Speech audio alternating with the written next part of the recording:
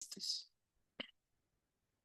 Bien, bueno, buenos días para todas. Sí, como dice Bonnie, si quieren usen el chat para que se nos presenten. Hay muchas personas que no conocemos. Va a ser el último Acá Forum que vamos a tener este año.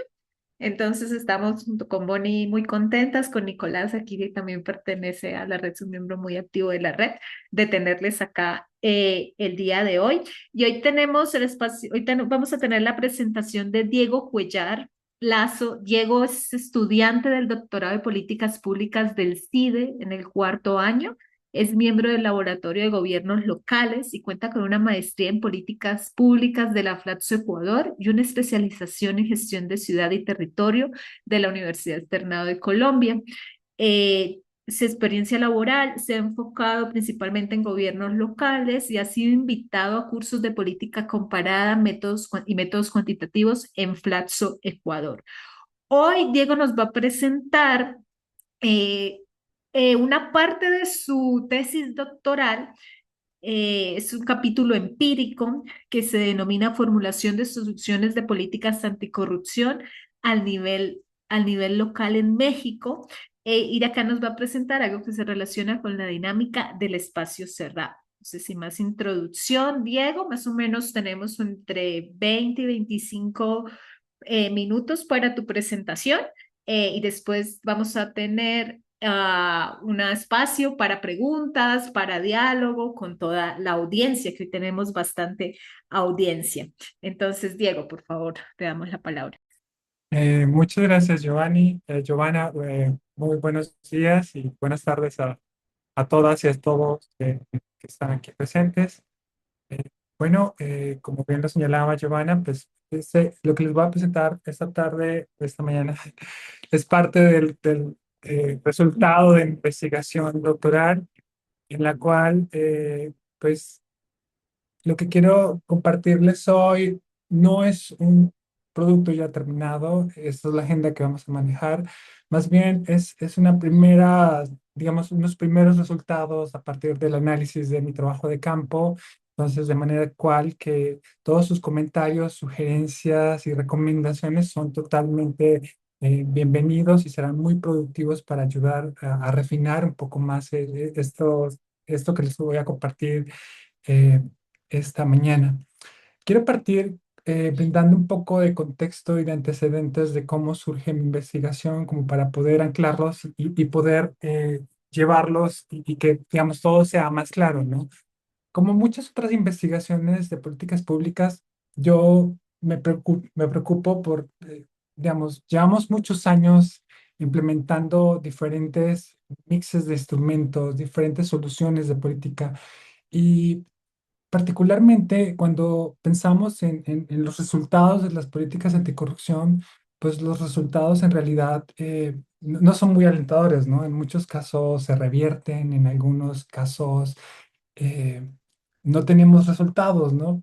Y también esta investigación, digamos, parte de esa reflexión de por qué se mantienen, por qué se perpetúan los problemas públicos a pesar de que implementamos muchas soluciones, ¿no?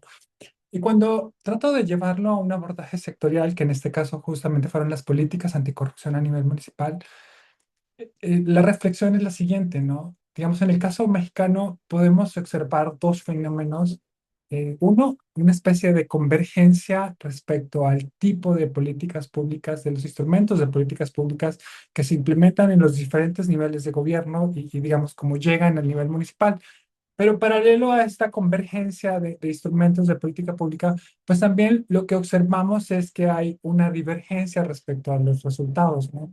Aunque podemos destacar algunos casos en los cuales a nivel municipal tenemos muy buenos resultados, ¿no? Podríamos pensar, digamos, en Jalisco, el municipio de Zapopan tiene muy buenos resultados, pero también podemos desplazarnos a lo largo, a norte y sur de la República y podemos encontrar resultados muy diferenciados, ¿no? Hay casos en los que solamente observamos cómo se capturan otros mecanismos, cómo se hace más perversa y cómo podemos eliminarla sin miedo, que encontramos episodios de corrupción sistémica, ¿no?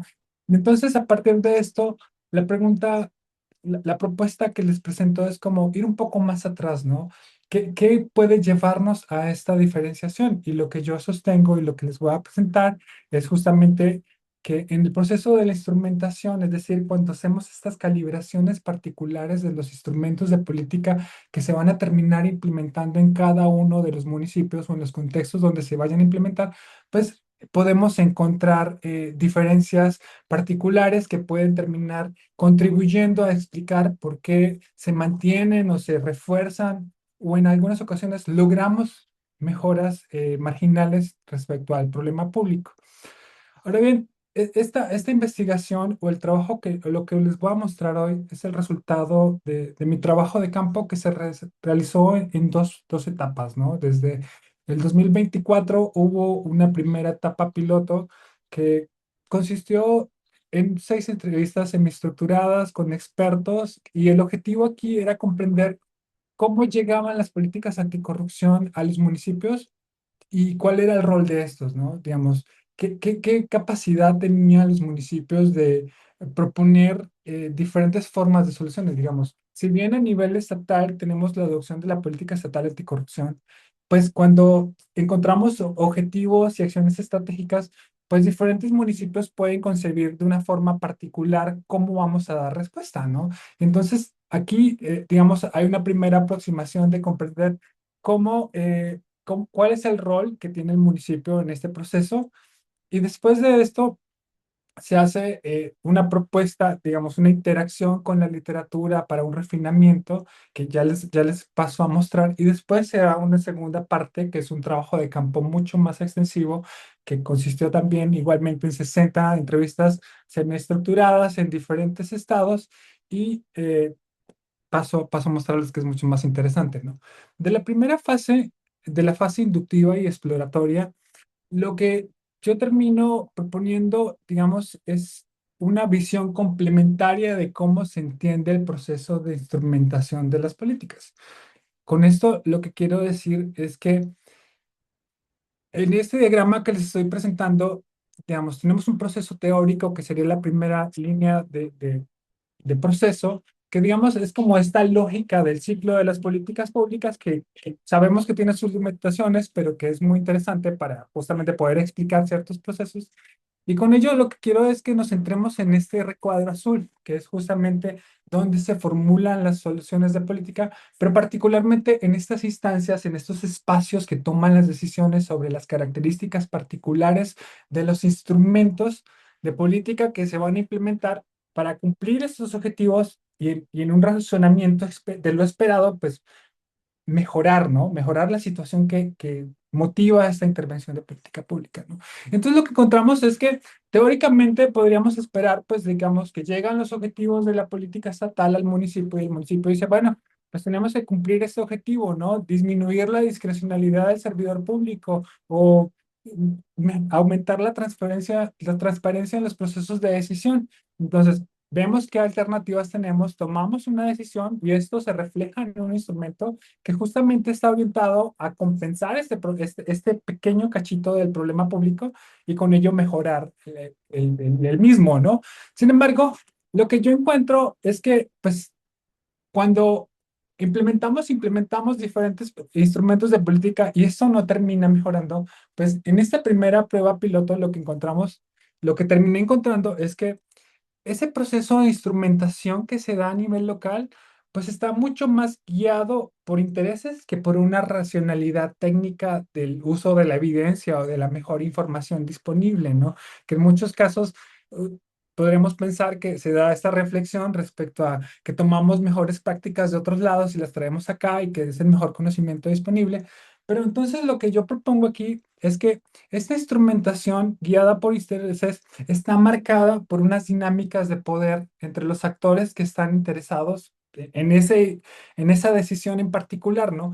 Con esto, lo que quiero decir es que el argumento puede trasladarse de un subsistema de política a otro. Si bien yo hago mi trabajo de campo a partir de las políticas anticorrupción, digamos, este es un racionamiento que se puede mover a otro tipo de políticas, ¿no? Entonces, en primer lugar, tenemos que evaluar el grado de asimetría que hay de poder, de distribución de poder entre diferentes actores que quieren incidir en esta toma de decisión. Y esto va a marcar lo que yo, digamos, aquí denomino como régimen de política, pero que no es otra cosa más que el grado de exposición y de sometimiento a escrutinio público de este proceso de decisión, de las características particulares del proceso de decisión. Y esto marca el grado de apertura de la instancia, ¿no? Entonces, esto es interesante porque dependiendo si la instancia de formulación es abierta o cerrada, si lo logran enmarcar como un proceso técnico y con ello excluir a muchos otros actores, pues eso tiene implicaciones sobre el tipo de decisiones que se pueden tomar adentro, ¿no? Entonces, digamos, este fue el primer elemento que se hizo. Posteriormente, a partir de la segunda parte de recopilación de información, lo que llego es a proponer, digamos, abrir un poco más este proceso de la instrumentación de las políticas públicas que se dan en estas instancias de formulación.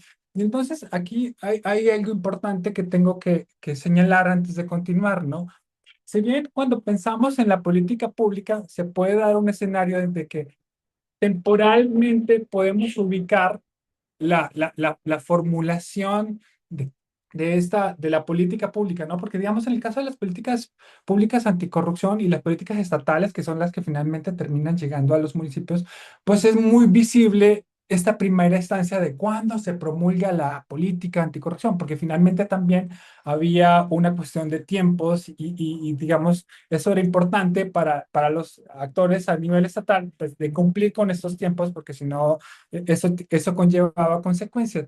Pero también lo que quiero señalar antes de continuar es que hay otro, digamos, supuesto importante detrás de esto, y es que la existencia de un problema público implica un esquema de redistribución de cargas y de beneficios respecto a los actores que están siendo afectados por el mismo problema público, ¿no? Así sea el problema público más perverso, pues siempre va a haber gente que se beneficia de que éste exista, ¿no? Entonces, pues estos actores, pues son los menos interesados en que hayan alteraciones en este orden de distribución o este orden político, ¿no? Si lo pensamos en términos de la corrupción, pues la corrupción puede ser concebida como una forma de gobernar y entonces esto implica la existencia de un esquema de relaciones de poder entre diferentes actores, pues estos actores son los más interesados en que pues esto no se modifique, ¿no? Y entonces, ahora bien, después digamos, continuando con esta propuesta de cómo comprender la instrumentación, el punto es que aunque la formulación está como muy clara en un punto específico, pues sí pueden haber diferentes procesos de instrumentación que se pueden dar a partir, por ejemplo, de los cambios de gobiernos locales, ¿no? Llega un nuevo gobierno municipal y él dice como, oye, a mí no me gusta la forma en la que el gobierno anterior concibe la transparencia, entonces yo la quiero cambiar, ¿no? Entonces, eh, en este marco, digamos, esta línea puntuada tiene un sentido y esta línea puntuada lo que me indica es que la instancia de formulación está marcada por unos elementos de diseño institucional que son, digamos, que se comparten a nivel local. Digamos, esto brinda oportunidades de comparación, ¿no? Y de este diseño institucional quiero resaltar algunos elementos, ¿no? Primero, pues, digamos, los esquemas de políticas electorales, ¿no? Cómo se eligen los presidentes municipales, cómo la elección de un presidente municipal implica una mayoría en el cabildo, lo cual, pues, otorga como un poder adicional en el sentido de que tomas posesión del cargo y en tu primera semana de sesiones en el cabildo puedes modificar el código municipal, puedes derogar reglamentos, puedes cambiar documentaciones que pueden ir hacia el sentido de hacerlas más estrictos, digamos, en mejorar los mecanismos de control y prevención, pero también puedes echarlos para atrás, ¿no? Entonces, esto es importante. Pero también este tipo de elementos de diseño institucional implica de que haya una inversión en las lógicas de mecanismos de control, ¿no? Si lo pensamos, en un momento el nivel municipal, el cabildo tendría como una lógica de control político si lo pensamos, digamos, como en una forma muy, muy light, ¿no? Pero este tipo de cuestiones electorales implica de que pues el presidente no tenga que responderle al cabildo, sino que el cabildo esté sujeto al presidente porque finalmente la mayoría es del mismo partido, ¿no? Y entonces esto invierte el sentido de los mecanismos de control. Y sumado a esto, pues el controlar el cabildo le permite también controlar el mecanismo de designación y de selección del órgano interno de control, que también sería un mecanismo de control administrativo horizontal. Y entonces empezamos a notar de que empiezan a haber cambios en las dinámicas a partir de estos problemas de diseño institucional a nivel local. Y entonces, este diagrama lo que trata de proponer es básicamente como dos, que lo entendamos como dos trayectorias de instrumentación, ¿no? Que dependen justamente de la distribución de poder entre los actores interesados a nivel local, que pueden llevar a un nivel, a un régimen de política ruidosa, es decir, una mayor exposición de la toma de decisiones y de sometimiento a escrutinio, o una política silenciosa que es, digamos, yo como actor dominante puedo llevar la toma de decisiones a un espacio cerrado, denominarlo como un proceso técnico, un grupo de expertos, que eso pasa mucho, digamos, cuando se toman decisiones en materia de anticorrupción aquí en México.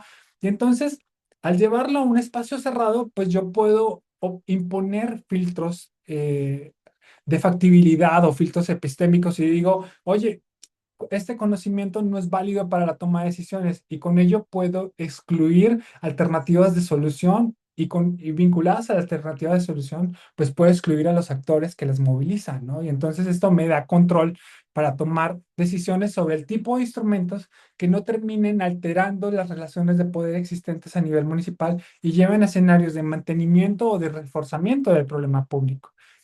Entonces, esto se traduce, digamos, aquí como tratando de ponerlo un poco más ordenado, pues en dos trayectorias de instrumentación, una orientada a los problemas en los cuales, digamos, hay mejor distribución del poder entre los actores, y entonces eso permite que la toma de decisiones sea más, haya mayor escrutinio, sea más conflictiva y que se terminen adoptando instrumentos que tienen la capacidad de afectar el problema público y con ello mejorarlo, ¿no? En contraste al escenario 2, que es la instrumentación orientada por el poder, en el cual la mayor concentración de poder, pues permite que tú impongas un régimen de argumentación que traslades la decisión a grupos cerrados, grupos técnicos, y con ello termines adoptando instrumentos particulares que no afecten tus intereses a nivel municipal.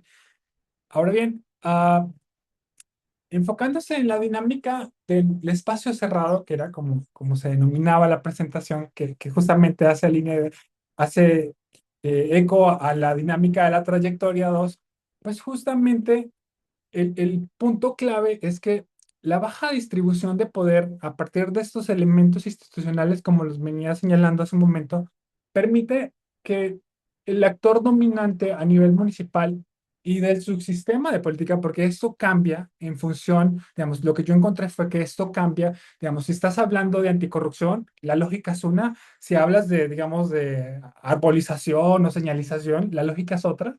Entonces, esto permite que ese actor dominante pueda ejercer propiedad sobre la instancia de decisión y esto pues le permite a él controlar el tipo de información que se hace pública, quién puede acceder a esa información. Y cuando tú tienes control político de la información, pues digamos, obstaculizas que otros o habilitas que otros puedan entrar a la instancia de decisión. Y esto lo podemos ver también en diferentes sectores, como las contrataciones públicas, ¿no? O sea, digamos, aquí todos podríamos tener el acuerdo de que, aunque se hacen procesos públicos, de antemano en muchas ocasiones hay información privilegiada, ¿no? Y esto también se termina reflejando en la toma de a quién se le adjudica el proceso, ¿no?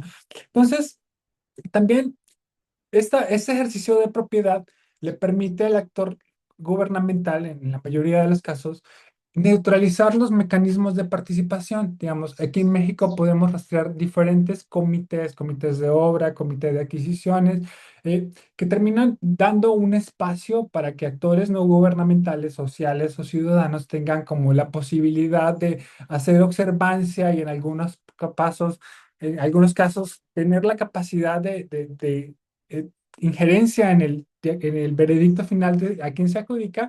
Entonces, terminan capturándolos, ¿no? Terminan controlando los mecanismos de designación, de selección o el mecanismo de abrir la convocatoria, digamos, como en el caso de los testigos sociales. En muchos casos, el testigo social, pues quien abre la convocatoria para que si lleguen nuevos testigos sociales, pues justamente es el Senado o el Ejecutivo, y entonces, pues esto, digamos, genera conflictos ahí. O como recientemente lo denunciaba la presidenta del Sistema Nacional Anticorrupción, ¿no? Desde el 2023 no se convoca a la comisión de selección para que se llenen los vacíos del CPC y esto implica, pues digamos, una desarticulación, una desactivación del mecanismo mismo. Entonces, esta propiedad también le permite, pues, la exclusión de soluciones, excluir a las partes, digamos, hacer ese reclamo de tecnicidad. Resumiéndolo, básicamente en esta trayectoria lo que encontramos es que la simetría de poder permite justamente imponer propiedad sobre la instrumentación y con ello aplicar filtros de factibilidad sobre los actores, digamos, esto se puede ver a partir de narrativas institucionales, control de medios, digamos, pago de plumas, como le dicen, ¿no? Finalmente, en los estados y en los municipios, muchas veces el que mayor contrata publicidad en los diarios, pues es el actor gubernamental y entonces esto le permite la posibilidad de controlar qué tipo de información se va a publicar, qué noticias, ¿no? Tener como esa posibilidad de darle un visto bueno de qué es lo que va a pasar, ¿no? Y todo esto, pues justamente lleva a este tipo de instrumentos, ¿no? Ahora, con los minutos que me quedan, quiero, digamos, compartir un poco de los elementos, ¿no? Que he encontrado. En este caso, voy a hablarles a partir de la recopilación de información que se hizo en el caso de Sinaloa. Los municipios en los que tuve la oportunidad de recopilación e información fue con actores de Mazatlán, de Culiacán y algunos de Ahome.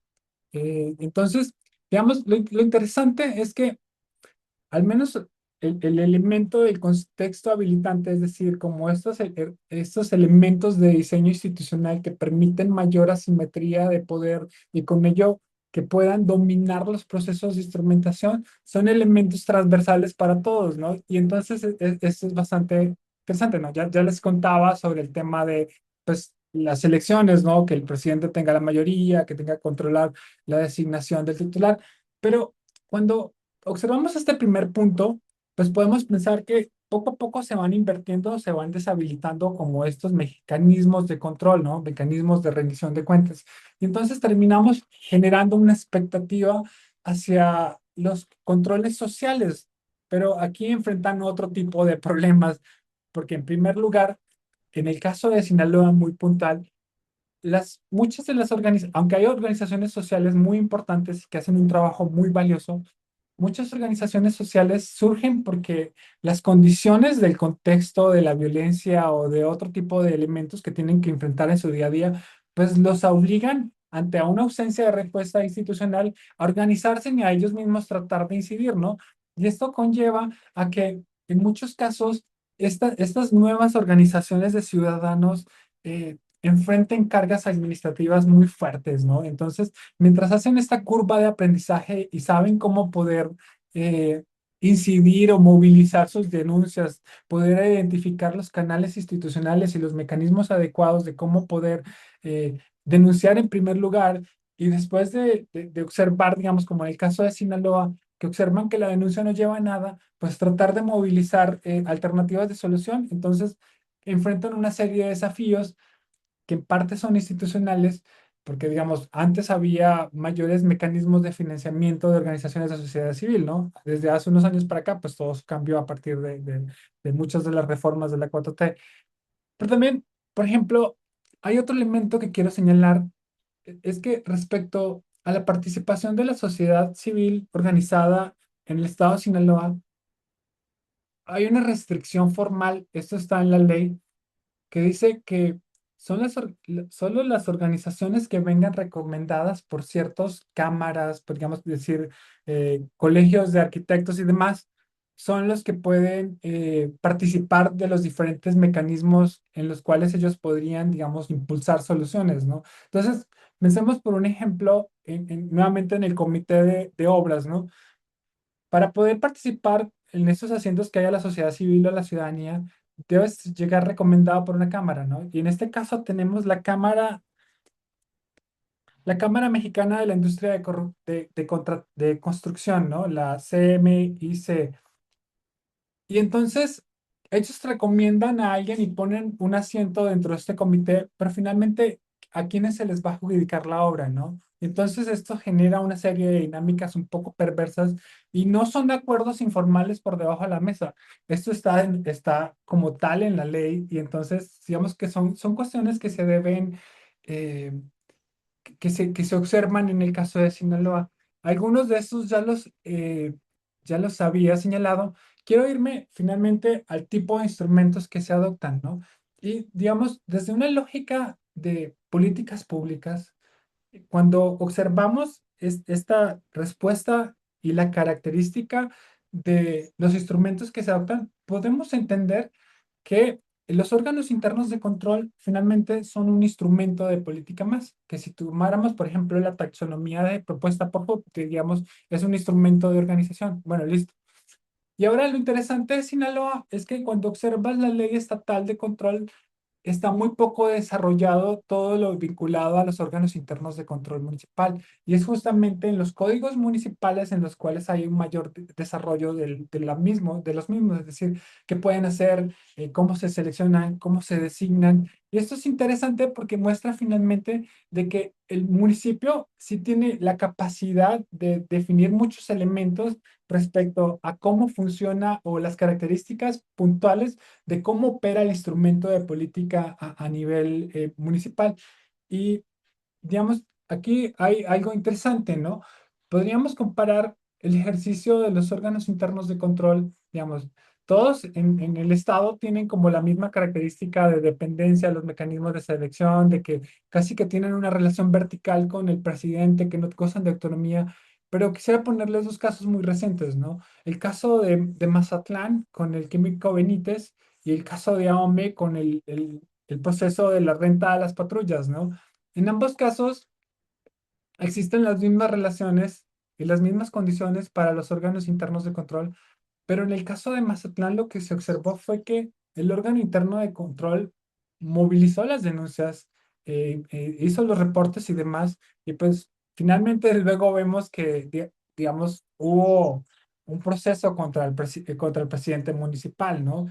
Y en el caso de AOME, lo que pasó fue que el órgano interno de control fue el que terminó siendo procesado. Bueno, también, digamos, el presidente de AOME fue desaforado y después nuevamente fue restituido a su cargo, pero el punto es que aún en las mismas condiciones, un mismo instrumento puede funcionar de forma muy diferente y puede generar ejercicios y resultados diferenciados.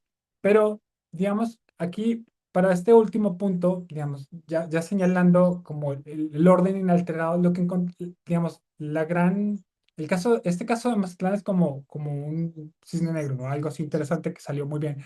Pero en su mayoría, lo que encuentran y lo que denuncian tanto periodistas como organizaciones de sociedad civil, los mismos miembros del CPC, es que finalmente se convierten en instrumentos muy selectivos y terminan quedándose atorados en instancias de investigación y simplemente dejan que pasen los años y tienen que recurrir a juzgados o tribunales mediante amparos para que digan como, oye, ¿qué pasó con esta investigación? Y ellos simplemente dicen como, pues estamos investigando, fui, me tomé una foto y sí estamos trabajando, pero todavía no te podemos dar respuesta de si hay responsabilidad o no hay responsabilidad respecto al proceso. Entonces, esto muestra que finalmente la capacidad que tiene el municipio respecto a cómo se instrumentaliza el instrumento de política pública, es decir, las capacidades, los recursos técnicos, la autonomía y, digamos, dejarlo que opere, pues puede generar resultados que pueden generar la diferencia o simplemente pueden terminar, en este caso, reproduciendo impunidad y manteniendo inalterado el orden del problema público, ¿no? Y pues básicamente esto era lo que le quería compartir esta mañana. Estoy todavía trabajando en ello. Todos sus comentarios son muy bienvenidos y muchas gracias por su atención. Ok, genial. Muchas gracias, Diego. Sí, muchas gracias. Bueno, primero entonces quiero abrir preguntas al público. ¿Quién te gustaría hacer alguna pregunta? Puede alzar su mano. Ok, Nicolás Aramecho. Sí, gracias Diego por la presentación, bastante ilustrativa. Comprendo que estás en el proceso es una investigación en desarrollo y en desarrollo hay muchas cosas que pueden aparecer durante la investigación y es posible que de pronto otras tengan que esperar a otra investigación porque no van en la línea que el autor o la autora deciden. Bueno, la pregunta que tengo, bueno, son dos preguntas, pero podría resumirse en una sola. Cuando tú estabas hablando de que hay cierto tipo de intereses que inciden en la forma como se aplica la política pública o cómo se aterriza a nivel municipal las políticas anticorrupción, ¿de qué tipo de intereses estamos hablando? Es decir, sencillamente estamos hablando de políticos, personas de la sociedad civil, empresarios que no quieren, o estamos hablando de intereses más bien de tipo, intereses legítimos, de tipo económico, de tipo de control político, etcétera, que de pronto pueden dificultar eh, la aplicación que desde el ente central o federal se quiere dar a la política anticorrupción. Ese es un punto. Cuando hablas de intereses, entonces, ¿de qué tipo de intereses estamos hablando o cómo aterrizamos eso a nivel municipal?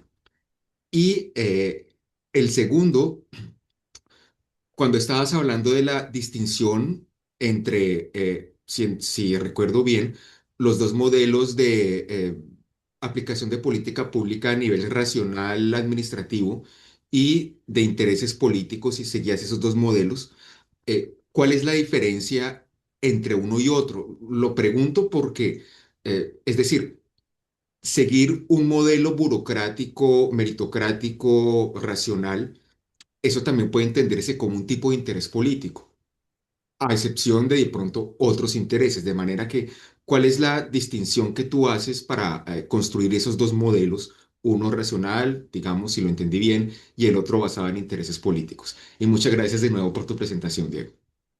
Muchas gracias, Nicolás. ¿Respondo de una vez o cómo funciona? Ah, ok, Sí, perfecto. sí, responde una vez y así vamos motivando Claro, más la discusión y demás. listo. Me devuelvo un momentico acá, que es que la segunda pregunta.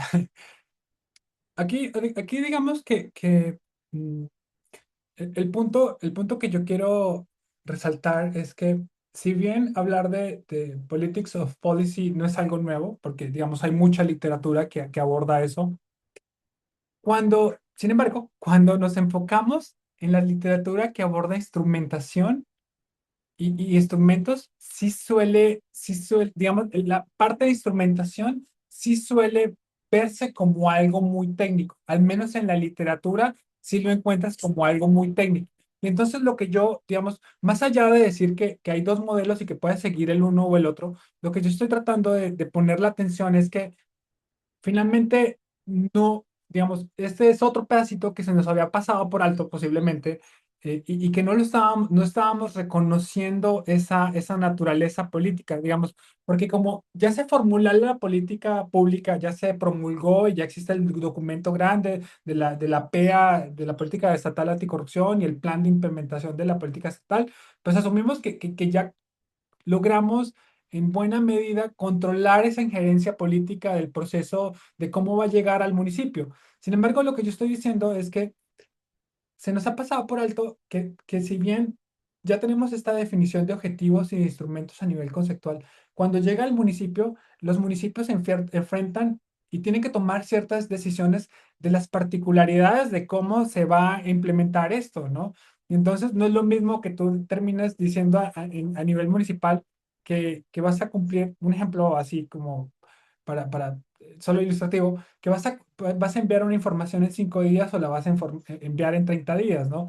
Eso tiene diferencia respecto al margen que le da al actor de controlar la información y qué puede pasar en ese periodo de tiempo. Entonces, lo que yo, más allá de presentar dos modelos paralelos, uno burocrático técnico, como lo señalabas, que pueda seguir, o uno guiado por intereses, lo que estoy tratando de señalar es que se nos había escapado prestarle atención a otro pedacito más del proceso de la política que se da en el municipio cuando llega y ellos tienen que tomar estas decisiones específicas de cómo le dan play en el nivel municipal. Y ahí es, digamos, donde se dan estas pequeñas calibraciones o ajustes que pueden incidir en que eh, genere resultados esperados o simplemente se convierta en una cuestión de simulación. Y a mí me parece que, digamos, en el documento que seguramente salga posteriormente cuando logre terminar de escribir mi disertación, habrá más ejemplos, pero digamos, para en este caso particular, a mí me parece que el ejemplo de los órganos internos de control es muy bueno,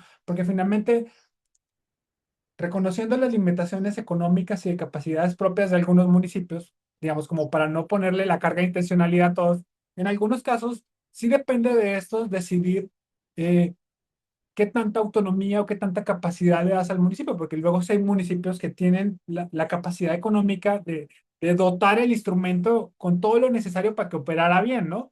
Pero esto no termina ocurriendo. Entonces, eso por una parte.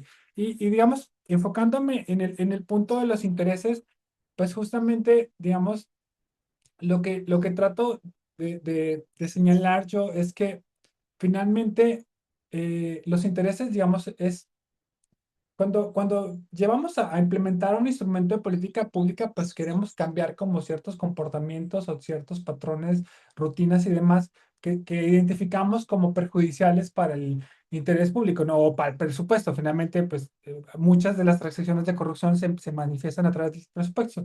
Y te tengo un ejemplo muy particular. Eh, digamos, encontré en un caso que decían justamente eh, la habilidad de que se reunían en el municipio, ajustar el código municipal, pero principalmente ajustar los topes respecto a qué tanto podían hacer por adjudicación directa, ¿no? Y entonces ahí encontramos que hay intereses detrás porque justamente sabemos que la adjudicación directa, pues al no haber competencia, este grado de discrecionalidad, pues tú le puedes entregar el contrato a tu amigo, ¿no? Y también en este mismo municipio, cuando tuve la oportunidad de entrevistar al titular del órgano interno de contabilidad, tenemos pendiente armonizar nuestro código municipal y los elementos de las contrataciones públicas respecto a las disposiciones federales y estatales, ¿no? Y era justamente lo que anteriormente me había dicho otro actor, es que nosotros nos reunimos y los modificamos dependiendo de la necesidad que haya, ¿no? Entonces, a este tipo de intereses me refiero yo cuando digo que los intereses interfieren en cómo se termina instrumentalizando la política, porque finalmente hay actores que se benefician de que no se adopten ciertas modificaciones que son más estrictas. Digamos que la lógica, digamos, en general la lógica es hacer más estrictos los mecanismos de control o modernizarlos para disminuir los riesgos de corrupción, ¿no? Entonces, estos intereses pues justamente quieren bloquear o alterar la forma en la que terminan llegando al municipio para que no les afecte o les afecte lo menos posible o les dé el tiempo para ellos adaptar la forma en la que hacen sus negocios, por decirlo de alguna forma. Ok, gracias, Diego. Hay otra pregunta por ahí. Yo también tengo una pregunta, sí, todavía no se motivan. Una pregunta grande, comentario. Bonnie, sí, por favor. Y muchas gracias, Diego. Creo que has identificado el problema central en México, que es que tenemos muy buenas leyes, pero luego falla la implementación o el cumplimiento de esas leyes y hay impunidad, que el problema con la prescripción, o sea, de que se alargan las investigaciones de tal forma que nunca llegan al juicio porque ya fue prescrito. Me pregunto y te pregunto, en este trabajo de campo, ya que estás hablando de dinámicas de entrada de un nuevo gobierno, ¿pudiste documentar algún cambio en alguno de los municipios de un proceso teórico a un proceso cooptado o viceversa? Sí, sí, sí. De hecho, vuelvo con el caso de Mazatlán. El caso de Mazatlán es muy interesante porque también demuestra justamente algo que le señalaba durante la presentación, ¿no? que si bien la política tiene una formulación y, digamos, puede haber cierta estabilidad en lo que se denomina la política pública, ¿no? Lo que encontramos en el documento y demás, pues sí se pueden dar diferentes formas de instrumentación y esto puede cambiar respecto a los actores, ¿no? Cuando se dio el caso del químico Benítez por lo de las luminarias, que este terminó renunciando por la presión política y bueno, pues también porque se iniciaron los procesos en la auditoría y el Congreso lo desaforó y demás, entró una persona para los 2 años que quedaban del periodo de gobierno, ¿no? Y entonces, aquí lo interesante fue que esta persona, pues, digamos, depende de quién le preguntes, dirá una cosa diferente, pero logró o terminó gestionando muy bien esta coyuntura, porque lo que hizo fue que llamó al actor social que hizo visible esto, que fue Observatorio Mazatlán. Ellos fueron los que hicieron visible, digamos, este caso de las luminarias y entonces ellos propusieron una agenda anticorrupción de 10 puntos para mejorar los procesos a nivel municipal, ¿no?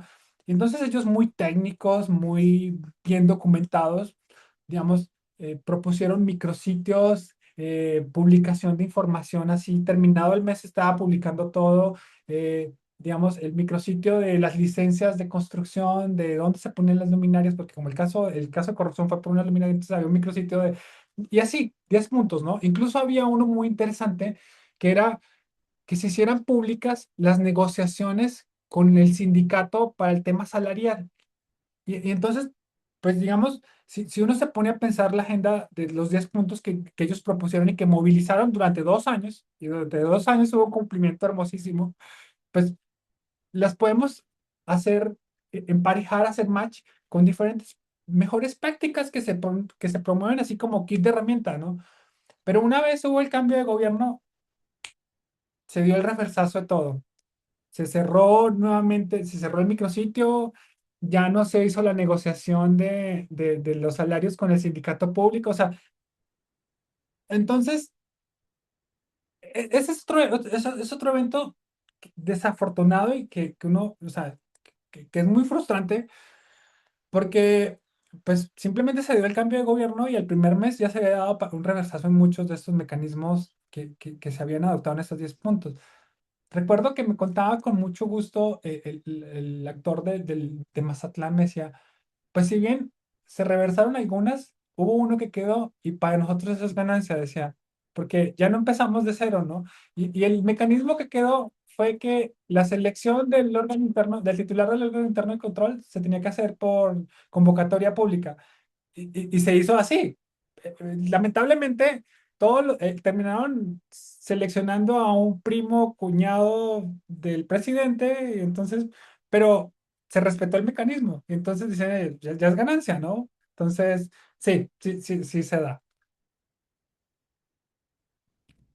Ok, gracias. ¿Alguien más? Si no, voy a aprovechar mi rol. Ok, voy a aprovechar mi rol. Mis comentarios, preguntas vienen más como desde términos metodológicos, Diego. Y la primera es que, como tú mencionaste, esto de politics of policy se aplica, o pues ha sido bastante estudiado y todo lo demás, pero quizás a la parte de instrumentación de política pública no tanto, ¿no? Entonces, mi primera pregunta tiene que ver por qué elegiste política pública anticorrupción. Y en ese sentido, yo creo, o sea, no sé si en otras partes del documento lo has defendido, pero también como que la respuesta pues es bastante clara y creo que tiene que ver con un poco con lo que dices ahora, si no lo has pensado así, y tiene que ver con que no todo el mundo quiere implementar ni aplicar la política anticorrupción. Entonces, en esa parte de la instrumentación, los instrumentos son en general, pues tenemos la ley está muy bonita, pero cuando se va a aplicar, pues siempre hay muchísimas maneras de tergiversar esa ley. Hace par de semanas, un colega nuestro de la red de corrupción y anticorrupción en Europa publicó un caso de estudio en Rusia, que esto surgió en otra investigación que yo estuve haciendo sobre Colombia y cómo tenemos los instrumentos de política pública y tenemos los instrumentos para controlar la corrupción cuando en contratación pública, por ejemplo. Pero resulta que el problema no está en el proceso de contratación, el problema viene antes, el problema viene en cómo se cuadran los contratos, en cómo se crean las condiciones, etc. Entonces, esto es como para mostrar de cómo en estos términos de corrupción, y no sé si ya lo habías pensado así, y ese era como mi comentario. Y la segunda pregunta que tengo para ti es tu caso de estudio.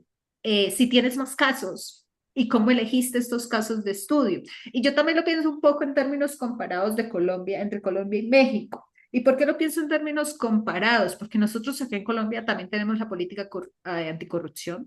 ¿Y cómo esta política anticorrupción ha bajado? Bueno, tú sabes que en Colombia los municipios son fuertes no porque haya descentralización política, sino porque hay descentralización fiscal, ¿no?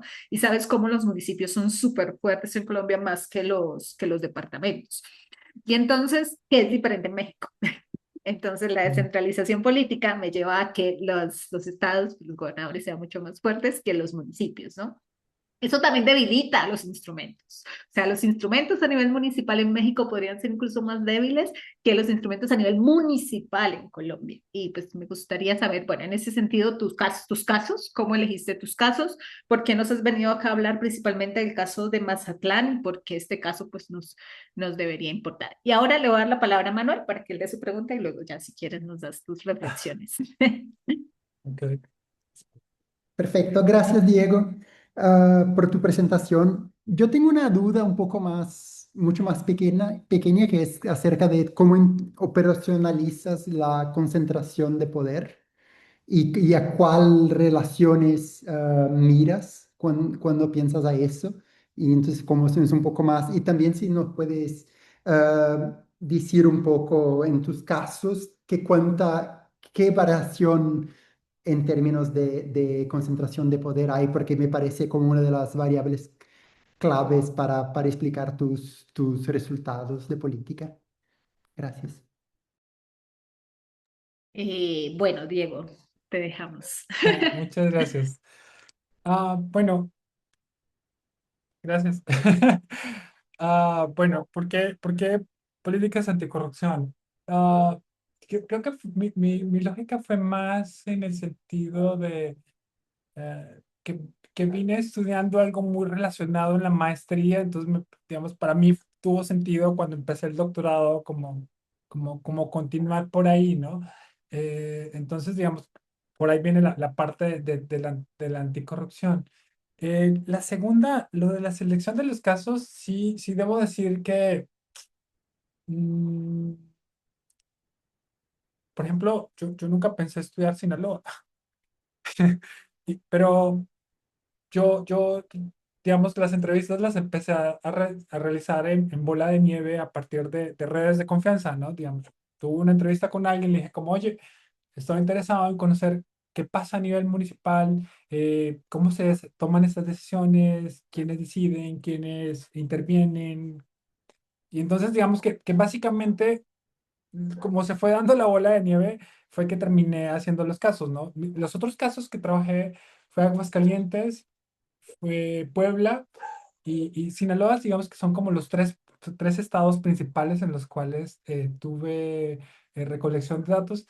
Tengo entrevistas en otros espacios, pero digamos que no se logró dar como la dinámica hacia, digamos, no se pudo avanzar mucho y entonces terminan siendo como si bien no termino consolidando casos, terminan siendo entrevistas que me brindan elementos que me ayudan a comprender otras dinámicas, ¿no?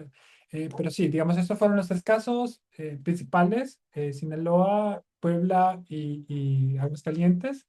Y también tengo caso muy interesante que fue el de Zapopan, pero digamos, eso fue, como les digo, fue cuestiones de redes de confianza, como quien me decía, oye, ¿me puedes conectar con alguien? Y así se iba yendo. Entonces, esa fue la razón de cómo se dieron mis casos, ¿no? Respecto, mm, respecto al tema del poder, ese es un buen tema. Ese es un buen tema porque digamos, si bien uno se pone a buscar mucho, la forma en la que se operacionaliza el poder todavía termina generando muchos desafíos. No puedo decirte que tengo súper desarrollada una forma en la que, digamos, te puedo decir que tengo una escala de 1 a 10 y te puedo decir este caso tal, pero sí partí como en una reflexión así como la propuesta de Luke de las 3 caras del poder, ¿no? Digamos, control de agenda, poder de decisión, formación de preferencias, y me pareció muy útil porque luego en el contexto municipal sí es muy interesante ver cómo los actores gubernamentales pueden tener, digamos, se pueden rastrear fácilmente estas 3 implicaciones del poder, ¿no? Y justamente, digamos, que cuando pienso en esta lógica de más bajo poder, justamente, digamos, es como una denominación que yo le doy a estos casos en los cuales los procesos de toma de decisiones fueron más horizontales y más abiertos a escuchar otras voces de actores no gubernamentales o que no, o que uno podría decir que no son parte del círculo propio del poder digamos, del presidente municipal y de sus secretarios y demás. Entonces, digamos que ese fue el razonamiento en el que yo he ido construyendo esto. Todavía no he terminado de desarrollarlo conceptualmente. Si tienes alguna recomendación, me la puedes pasar ahí por mensaje. Yo encantado de revisarla, pero digamos que es como lo he trabajado. Ok, muchas gracias. Diego, ¿tenemos más preguntas? Ah, Sí. Bueno, creo que no tenemos más preguntas el día de hoy, entonces vamos a dar por concluida la sesión. Muchas gracias, Diego, por tu participación. Muchas gracias por permitirnos escucharte y conocer tu tesis. Ya queremos ver cuando nos invites a la defensa, entonces, cuando ya sí. tengas todo listo y que también la puedas compartir Ah, cuando la tengas lista. muchísimas gracias Ah, por el espacio. listo. Aprovecho para decirles entonces que esta es la última sesión del año del ACA Forum. El próximo, bueno, en los próximos días, en el próximo mes, le estaré enviando por ahí, por todas las redes posibles, la convocatoria para el próximo año y así como dice Diego, que estuvimos este año mensajeándonos. Sí, así hacemos, pues que enviamos la convocatoria para que las personas que estén interesadas en presentar durante el año y la vamos agendando. Usualmente tenemos cabida para 10 sesiones durante el año. No tenemos sesión durante abril, que es la K-Conference, que este año va a ser en Ecuador. Sí, hay que aprovechar para decirles, este año vamos a estar en Ecuador, el próximo año, para el 2026, vamos a estar en Ecuador.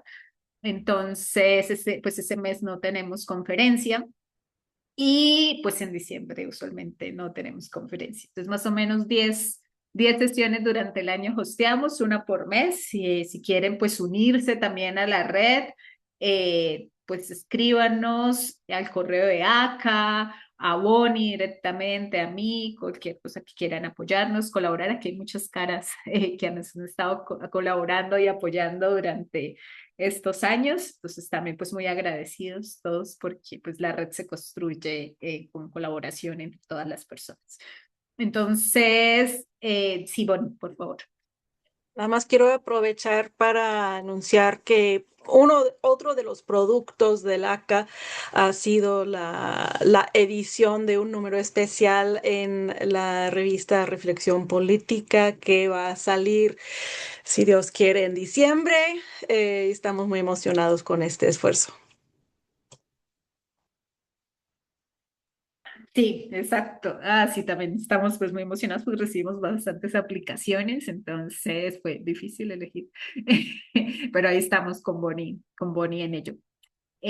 Pues bueno, entonces yo creo que nos hablamos ya por mensaje, por las redes durante estos meses y ojalá que en enero tengamos un próximo Acá Forum, ya les estaremos anunciando alguno de nosotros. Muchas gracias, que tengan feliz tarde o feliz noche quienes se encuentran Feliz en Europa. tarde. Adiós.